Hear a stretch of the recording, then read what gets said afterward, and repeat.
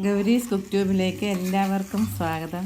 ഇന്ന് ചെമ്മീൻ പുരട്ട് എങ്ങനെ ഉണ്ടാക്കുന്നതെന്നാണ് കാണിക്കാൻ പോകുന്നത്. വീഡിയോ കാണാം. 1 കിലോ ചെമ്മീൻ എടുത്തിട്ടുള്ളത്. ഇനി ഇത് വൃത്തിയാക്കി എടുക്കാം.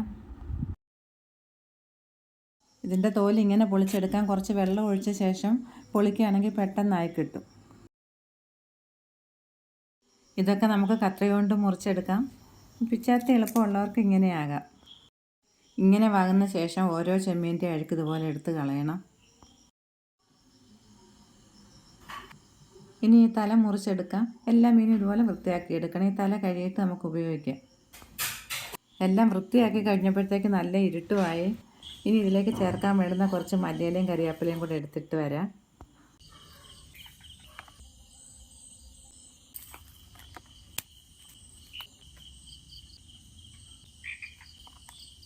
അര കിലോ ചെമ്മീനുണ്ട്.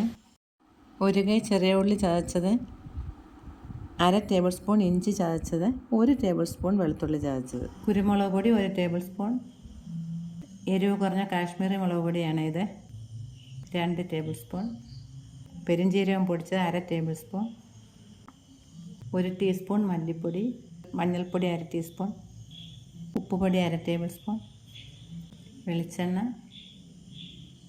ചെറിയ 2 ടൊമാറ്റോ അരച്ചത്. ഇതിൽ കാണുന്ന വലിപ്പമില്ല, ചെറുതാണ്. ഇതെല്ലാം കൂടെ നന്നായിട്ടൊന്ന് പുരട്ടാം.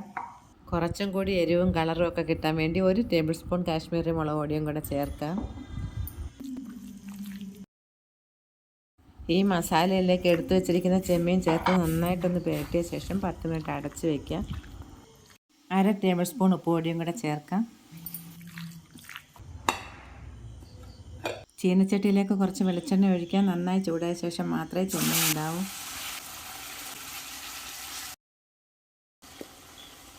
ഇപ്പോൾ ചെറിയ ബർണറിൽ തീ ഏറ്റവും കൂട്ടിയേ വെച്ചിട്ടുള്ളത്. ചെമ്മീനിലുള്ള വെള്ളമെല്ലാം ഇറങ്ങും. ഇടയ്ക്കിടയ്ക്ക് നമ്മളൊന്ന് ഇളക്കി കൊടുത്തുകൊണ്ടേയിരിക്കണം. വെള്ളം വറ്റാറാവുന്ന സമയത്ത് ഒന്ന് മൂടി വെച്ച് മുരിച്ചെടുത്താൽ മതി.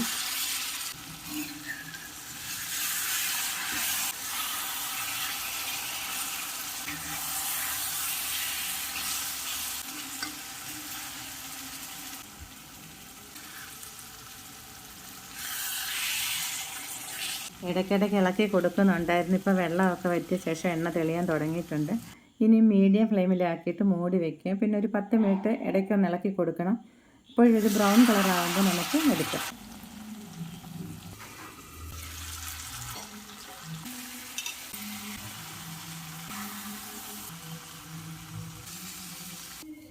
ബാക്കി ഉണ്ടായിരുന്നതും കൂടി ഇതുപോലെ വറുത്ത ശേഷം രണ്ടും കൂടെ മിക്സ് ചെയ്തെടുക്കാം.